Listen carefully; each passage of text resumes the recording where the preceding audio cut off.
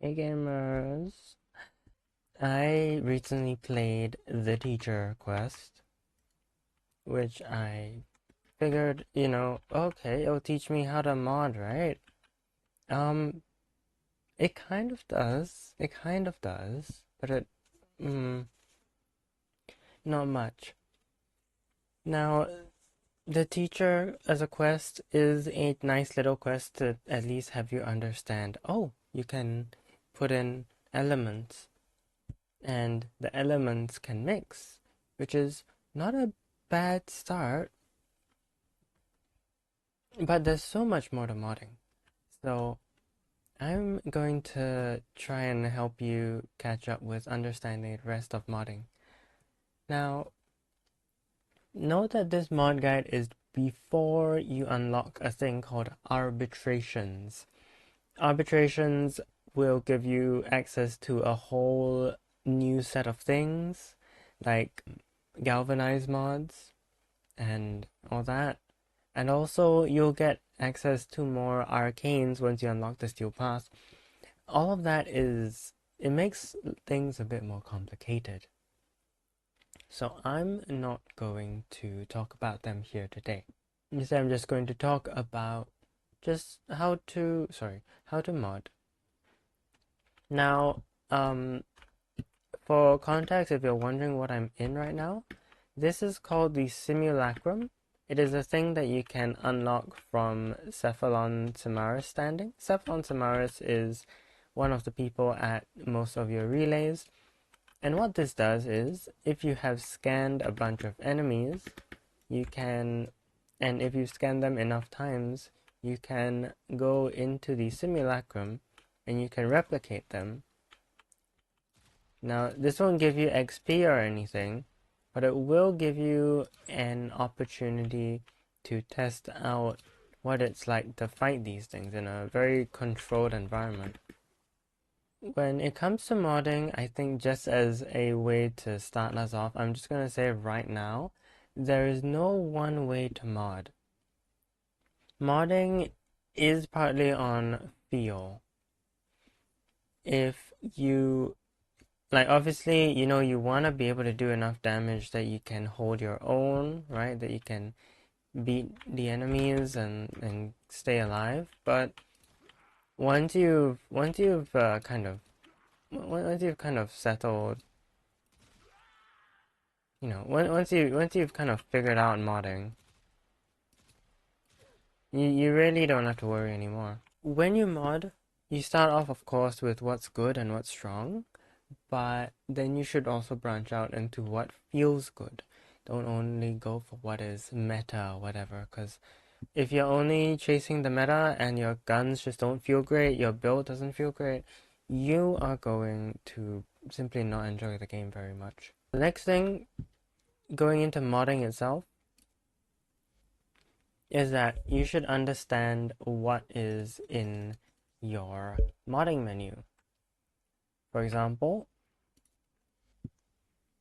when we look over here, we can see the different stats. If you hover over each of them, it will give you a vague idea of what each thing is, which is very handy. Now, another thing you can do is, I'm not sure for controller and console, but at least for keyboard and mouse players, if you click on stuff like critical chance, it will key in the name into here in the search bar, and it will search for you everything related to critical chance. Same with crit damage, your status. If you want to increase or do something with slash, it'll search slash.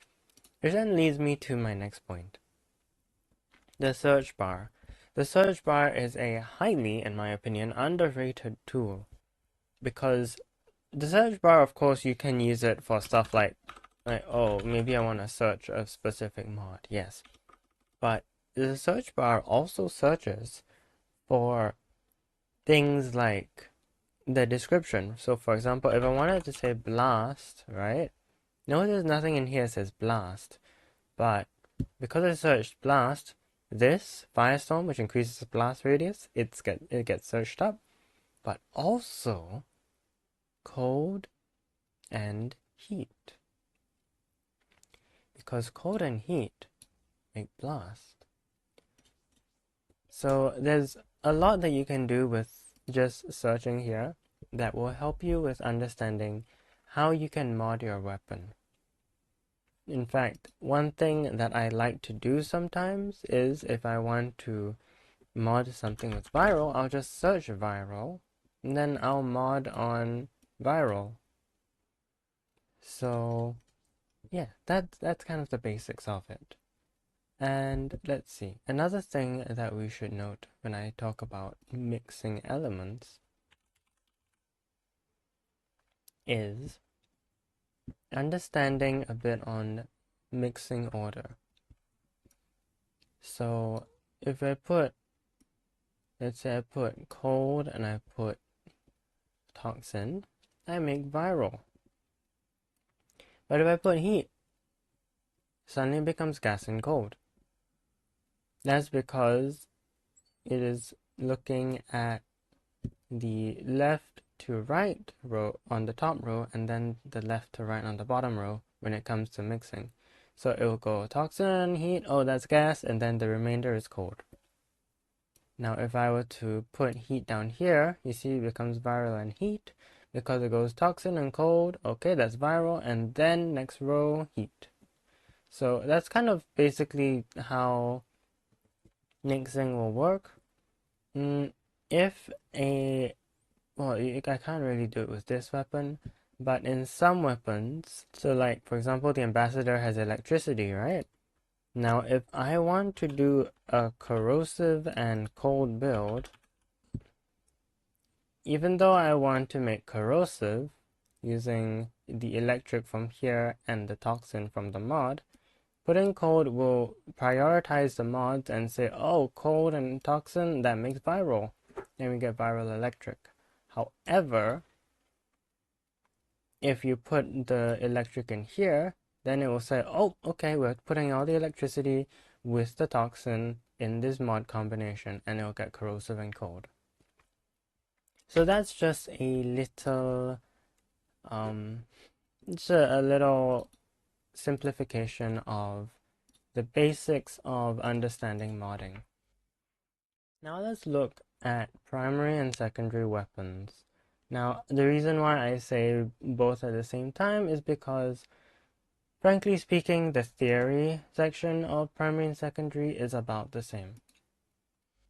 When we look in the modding screen, we can see all these stats, and it's basically, we're gonna look at crit, status, multi-shot, and then just a bunch of other stuff. So, let's start with a simple one. Damage. If you were to add damage, it increases your damage. That's crazy, I know. When you want to mod for critical chance, you do have to look at the base crit chance and see if modding it will make it a good number. For example, anything about, I would say 40% is kind of the lowest you want to have your crit chance ever be, or 42 usually. And so anything above 50 is already quite good, and obviously anything even higher and even above 100 can be really good too. As you can see, when you hover over crit chance, you do get the big and the big and super crits, right? Also known as orange and red crits. So modding for above 100% crit chance can be very useful. Now status, as you can see, there's status over here. You can increase your status chance with a mod like this, which is just rifle amplitude, where it just increases status chance. But there are also other mods like these. We call them the 60-60 mods, where you use one mod slot to increase status chance and an elemental damage. This does mean, less of each technically, However, in the long run, it does save you mod slots, so it's not necessarily a bad thing. Also, sometimes you do actually want less of one element, and let me explain it really fast. So, when I look at these elemental combinations, and then I hover over status, I can see that heat has 6%, while viral has 8.5%. This is based on the ratios of each of the elements here, and a whole bunch of other stuff.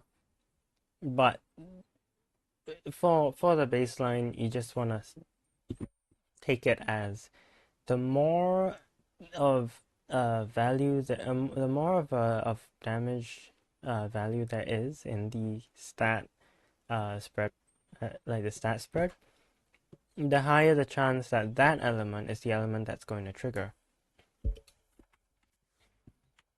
So if I were to shoot an enemy, there's a viral, there's no viral, there we go, you get a bit of heat. There's a bit more viral. Now the heat does stack up more easily because the stacks stack up more. But you can see there that they're quite evenly spread. However, if I were to replace it with thermite rounds, which is even less heat, you'll see that the status chance for viral is twice as much as heat. Meaning, okay, well that was kind of a... Well, now we're doing impact procs instead. Okay, well it is still random, of course, but you see we're getting 3 viral before our first heat. So, yeah, just want to be careful with that. Next is multi-shot. Multi-shot might not even show up in your stat spread, but if you search multi-shot and you have anything that increases multi-shot, you're going to see that it increases your damage instances. So if we to go here, you can see that even though it's a 2-shot burst, there's way more than 2 damage instances. And that's because of multi-shot.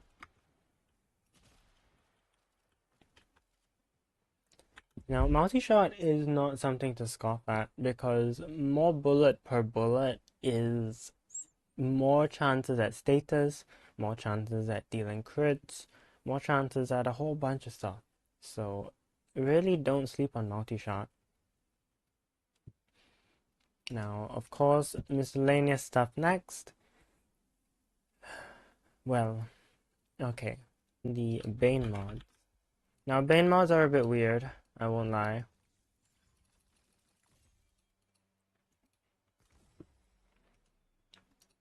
Bane mods, let's just try and increase the status chance of this weapon.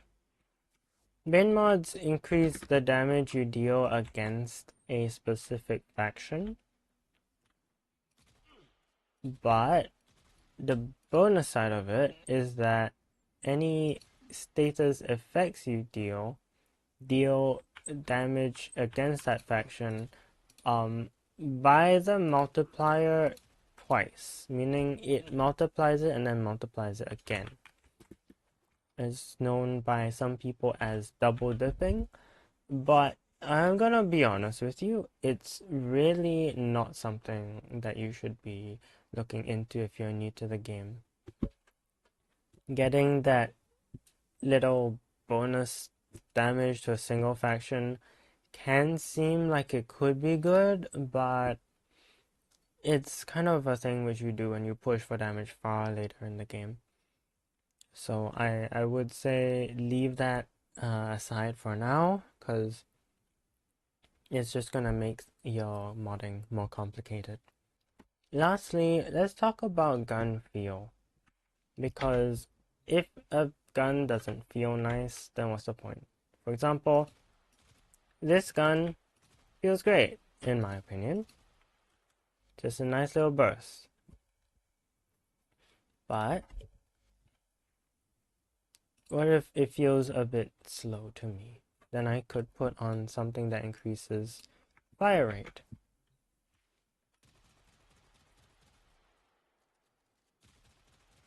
But now it's kind of got a bit of a kick. Not much, yes, but oops, wrong. Yes. That's when we start looking at other things like recoil.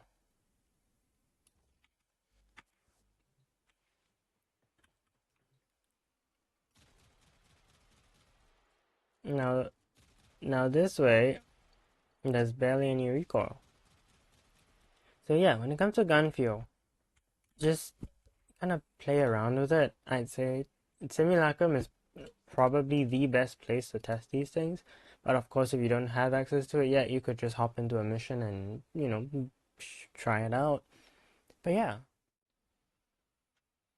Now let's look at the melees. Now,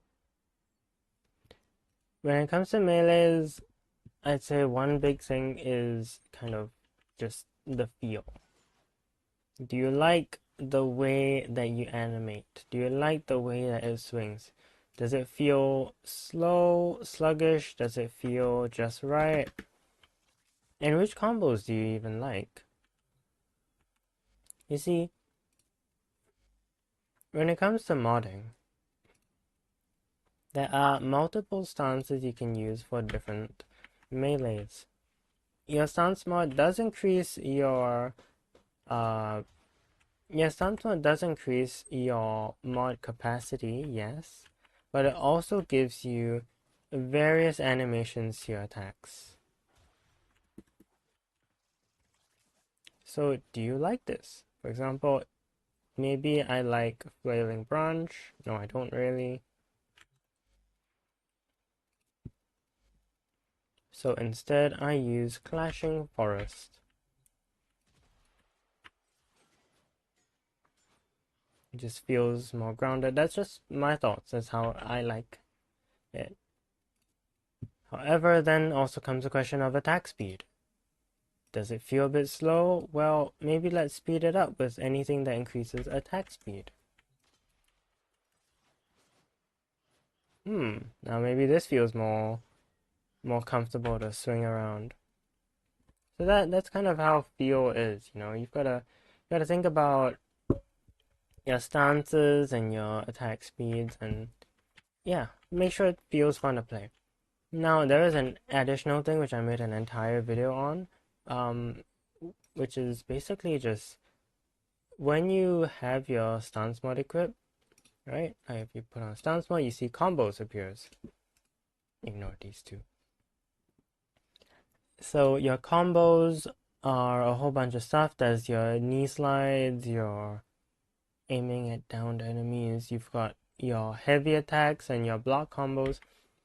Now, I love block combos. They have some real fancy ones in there. Like, look at this one.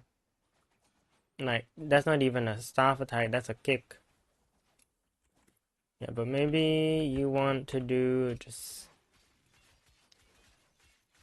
a normal kind of smack. That's also cool. So, kind of play around, really. Just make sure it feels nice. Next, we've got combo. Combo is this very... It was definitely a bit of a confusing thing for me at first. So I don't blame you.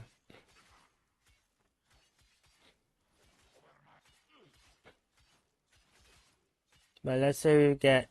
basically, the more things you hit, right? The more you hit stuff, and I think ground finishes also give you some, yeah. The more combo you'll get. When you have your combo multiplier up,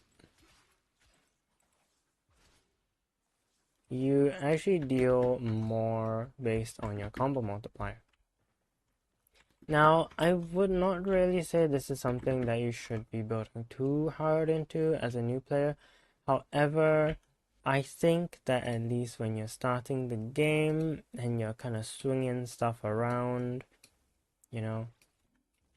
it's not a bad idea to just remember that heavy attacks exist.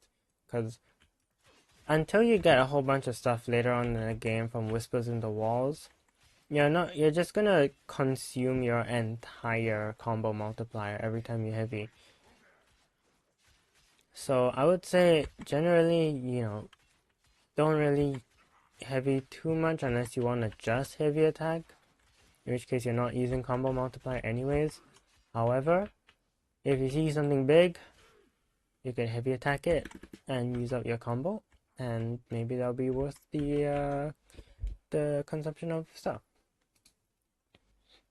Another thing about combo multiplier is that your combo duration only lasts for 5 seconds until you unlock a specific thing later on in the story, around second dream, I think it was.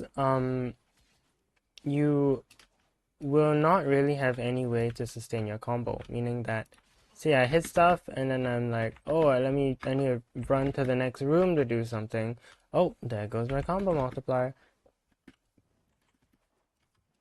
So there's a few ways you can conserve it, but until you have focus trees, which is the focus school of Naramon, until you have that, your best bet is to just increase the combo duration. There aren't a huge amount of mods for this, but if you search combo duration, you will find the mods that, yes, reduce it, sure, but also those that increase it, like Gladiator Rush and Drifting Contact. So that should make your combo sustain far easier. Now, the reason why I'm not talking about status and crit and everything is because I already explained it in the primary and secondary section. Did you skip over to this? I'm sorry, but you're going to have to go back there and just understand very simple things. For example, crit chance. If your crit chance is high, that's good. You should also increase your crit damage so that, it makes sense to crit so much. Is your status doing things that you wanted to do? Good. Well, just mod it that way. Now, what I will say, however, is that there is something that you need to know regarding a specific mod called Condition Overload. Condition Overload increases your melee damage per status type affecting the enemy.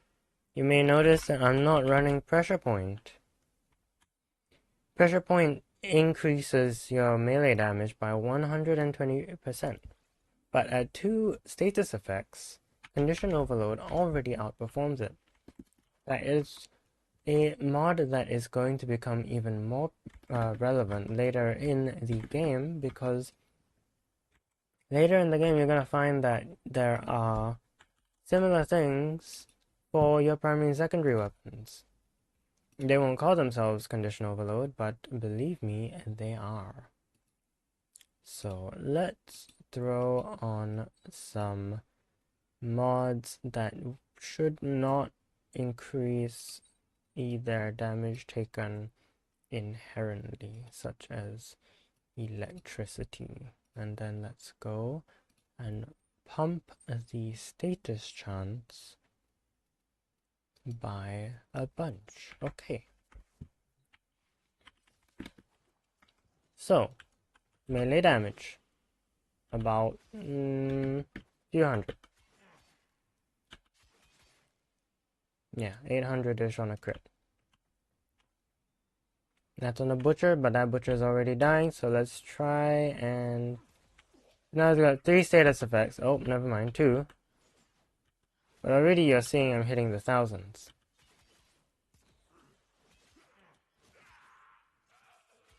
So really don't sleep on Condition Overload, because the amount of damage increase from just random status effects appearing anywhere, and really it can be from any source. It can be from your secondary weapon, yes, but it can also be from even stuff like your pets or your abilities. Like, let's say I cast, I'm playing Citrine, my favorite, right? Look, I'm actually able to deal damage to a Steel Pass level 175 heavy gunner. And remember, how many mods do I have on this here melee? The stance mod and condition overload. So yeah, do not sleep on condition overload. It is very good. Well, let's look now at the warframes themselves. How are you gonna mod your warframe?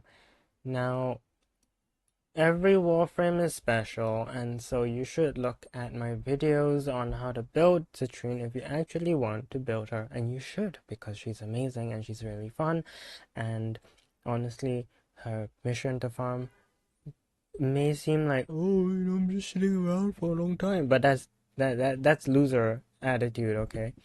There's so much you can test out when you're playing that mission, right? So you can do crowd control, you can do damage, everything. It's a fun mission in my opinion, and you should really try it out and give it a chance. Any hoosers, as I was saying, modding your warframe. Now, the first thing and the main thing that I would say you should look at is survivability. Now, survivability on your warframes will vary quite greatly, sometimes at least. There are the frames that give you damage reduction, there are the frames that give you invulnerability, there are the frames that will give you armor and healing, and it's a whole bunch of stuff. For the sake of Citrine, however, I'm just going to talk about this. So we've got Preserving Shell, and that is her probably biggest form of survivability. It is damage reduction, meaning she just takes less damage, and she can get up to 90% damage reduction the more kills she gets. Now you see that the damage reduction is 40%, and you get more per kills and assists. This scales with ability strength.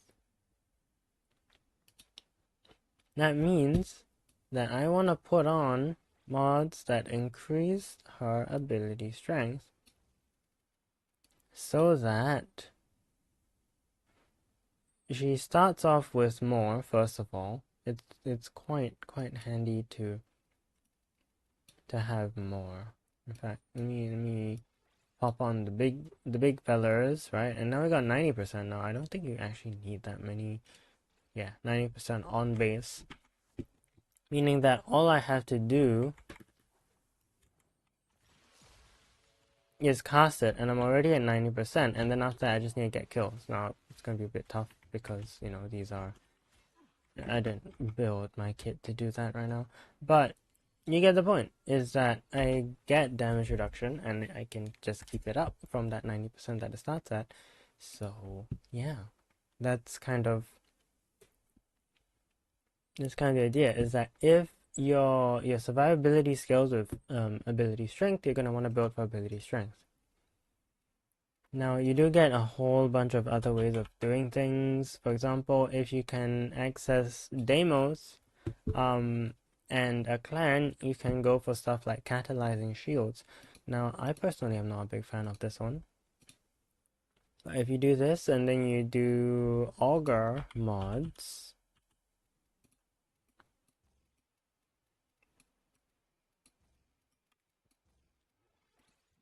and then you do brief respite, and then we do blind rage, and you can see, if I do this correctly, which I might not because it's not really my thing, is that every time I cast, I gain back all my shields, and they kind of help me stay alive, kind of. I say kind of because this really is not my thing, and so I'm just not very good at it. So yeah, that's shield gating, which is a lot of effort for something that I don't really like. But instead, you could just go with damage reduction, and another thing you can do is health tanking and shield tanking. Now, shield obviously is just from increasing your shield capacity, but also your shield recharge. For example, if you have Vigilante Vigor and Fast Deflection, that reduces your shield recharge to 0.2 seconds, which is very handy. That can kind of help you in a pinch, and obviously, the easier it is to get back to your full shield, the easier you're gonna hit your shield gate, which is that the first bullet point, basically. And that would be a great way to keep you alive. Another thing, however, especially for frames like Citrine, where they have a good amount of health, is you can pop on Vitality to increase that health. And then you see that armor stat. Now, armor on Citrine is a bit low. However, if we gave her maybe some steel fiber, maybe Gladiator's Aegis, right? Now she is taking less damage to her health. So that's pretty good.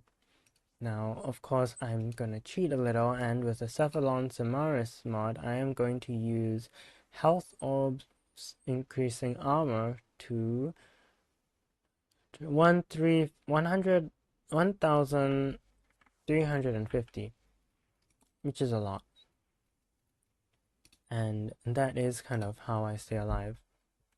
So this is my setup, and it might be a bit strange to y'all, but bear with me. Basically, if you turn off their AI, right? First of all, let's say I've been in a mission long enough. I've picked up my health orbs. They've increased my max health due to an arcane, which is something you'll get later in the game, right? And now you see, even without me getting many kills on them, because of health conversion, I have a lot of armor, and then I have damage reduction, which is multiplicative with the armor damage reduction. I also have health regeneration, and I have health orb generation. So Citrine, many ways to survive, and this is probably currently my favorite way of surviving. It's just health orbs, but also health tanking. And like, yeah, she does have that shield, like the extra shield on top, which does help. But even without the shields, you can see that she can just take some hits to health and she'll just heal it back up. So yeah, that's kind of how survivability is. It's partly, yeah, based on feel, to be honest. It is, a lot of things in this game are based on feel. But at the same time, you just kind of have to test it out because it's based on feel. You have to see what feels best for you. Yeah. Then yeah, next thing is stats, because again, when you talk about feel, let's say, we've got base duration to, okay, 30 seconds, not bad, but like, maybe I don't like recasting everything every 30 seconds, right? Then we can add on stuff for duration, like continuity and augur message, and those will increase the duration of everything I cast. Then, of course, maybe we don't have enough max energy, so we should have flow, so that I can cast more things before I have to refill my energy. So yeah, it really is about understanding how each stat affects how your gameplay feels, because if you keep experimenting and you just keep seeing what feels good for you, you're gonna have a much easier time playing and modding, and even modding newer Warframes. Because really, yeah, like if I were to say, okay, I want to do range, right? I want to do more range, and I can see like, oh, okay, this increases the range of gem. It does increase the range of crystallize and of fractured blast, but not preserving shell, because yeah, this one uses affinity, something like affinity radius. So Yeah, really just play around with all your stats, see what feels good, see what numbers you can hit when you are hovering over each ability, and that will help you a lot with understanding modding, at least for your Warframes. Okay, now comes the complicated, but actually not that complicated, but that part. Now, when it comes to modding your pets, there are a few things to note. Actually, let's use... Do I have a potato in? Do I have one in? I do. Okay. So, when it comes to your companions, you have a few kinds. You've got your beast, like the Kubros and the Kavats. Then you've got the Sentinels, like a whole bunch of Sentinels. And then you've also got your bots, your hounds and your moas. And they're all quite different, and it can feel like choice paralysis, but at the same time, because there's so much variety, I think we should just, take it one at a time and see what you like, right? So, let me explain to you what makes each of them so different. The precepts, basically. Your precepts are various mods that have this kind of vertical line with a dot as their polarity, and they affect what the pets do. For example, if I put dig, then I might find that my dog, I don't actually know if they can dig in this mission. Oh, they can.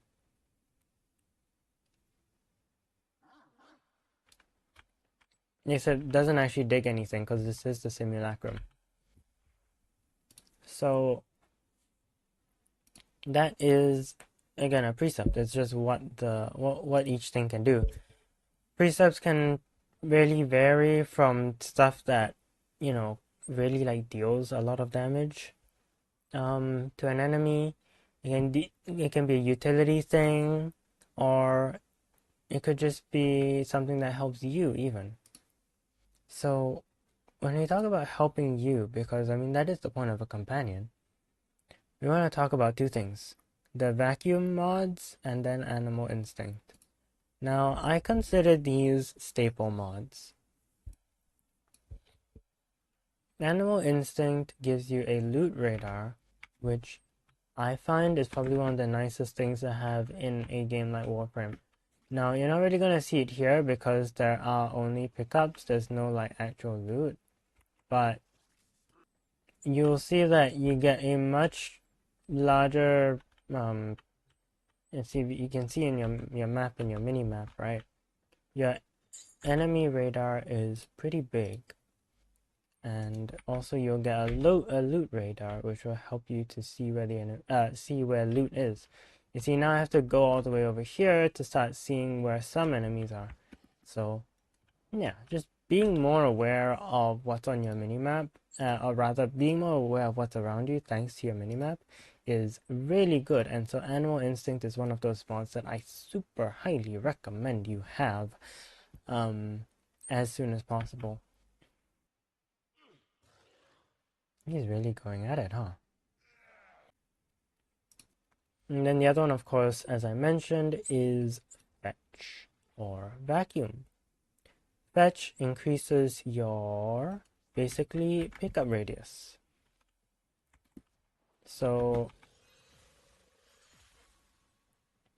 without, I believe I'm still, yeah, without fetch, right?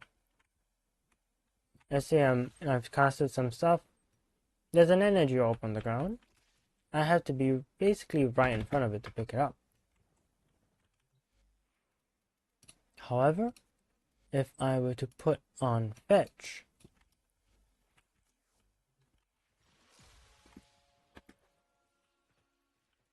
that energy orb right there will just come to me instead, and from much further away.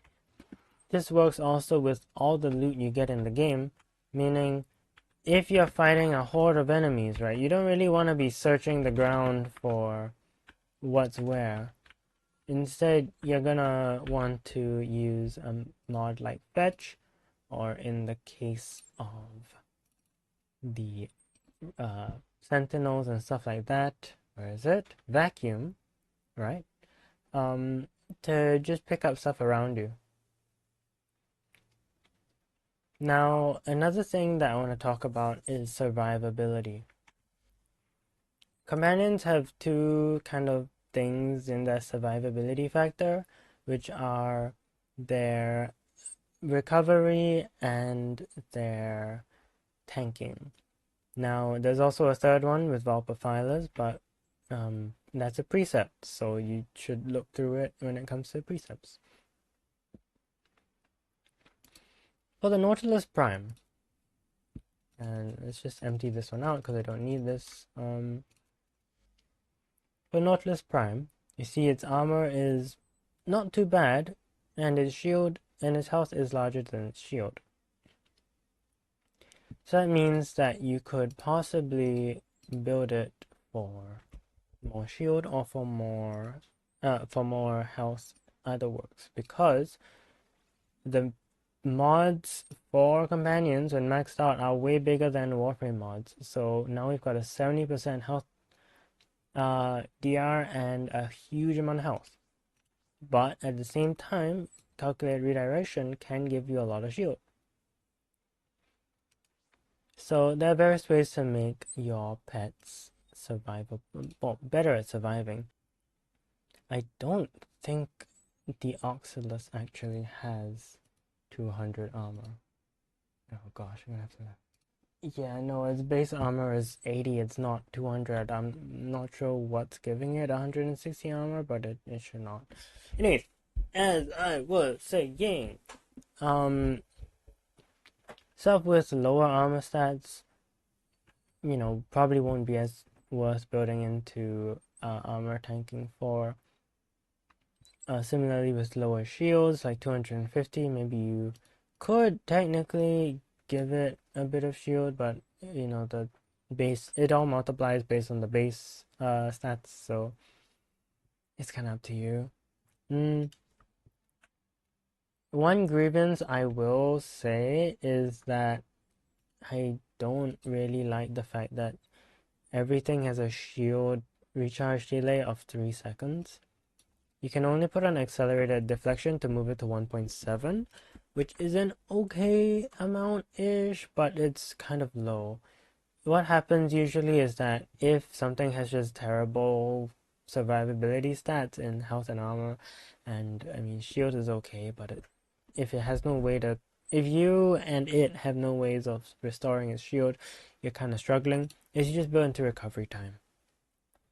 Now regen reduces it by 20 seconds. Very good. Prime regen by even more, but of course if you don't have the prime, I won't blame you. There's also bond mods that reduce recovery time, so they're pretty okay. Now the thing about pets, I will say, is that you kind of have to look through your pet and just see what you can slot. Like, not everything will be able to slot everything, even though it might just say companion on it.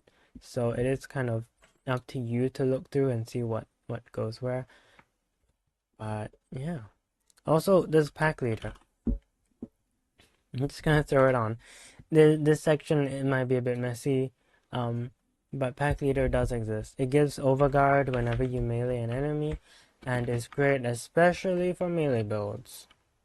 Now, it can also heal the pet, but, prevention's better than cure and all that, so I would generally say...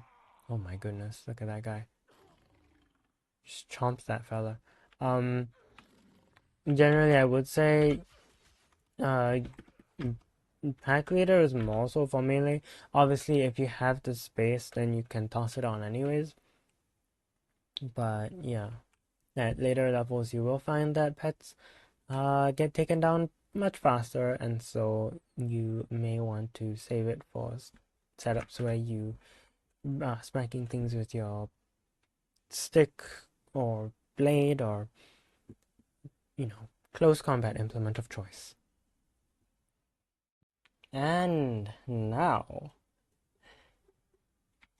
arc guns.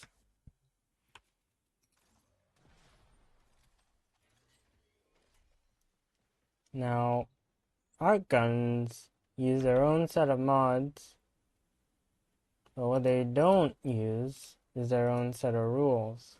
You see, if we take everything we've learned from primary and secondaries and we apply it to arc guns, well, you might find that in just about any mission, you're not gonna have many problems as long as you just mod them right. This Mausolon, right, which you get from Heart of Deimos, oh, it hits hard, let me just tell you that. But also, it is super easy to mod. Because all I'm using is, like we mentioned earlier, first you put on your combo element before your final element, right? So we've got toxin and cold for viral, and then we've got heat and heat again to make sure that there's more heat than viral for the sake of status weighting. Then, because it can go above 50% crit, we do use parallax scope and hollowed bullets for more crit damage. Then of course we just bump up its base damage. Now unfortunately, multi-shot, containment breach is, from what I recall, a later game mod. Now you could obviously throw on dual rounds. I don't have dual rounds, I only have the primed version, but it does do the job just fine.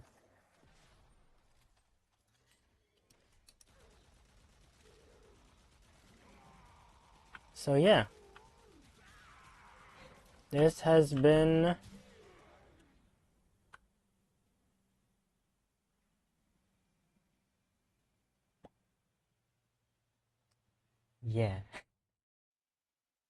So yeah, thank you all for watching.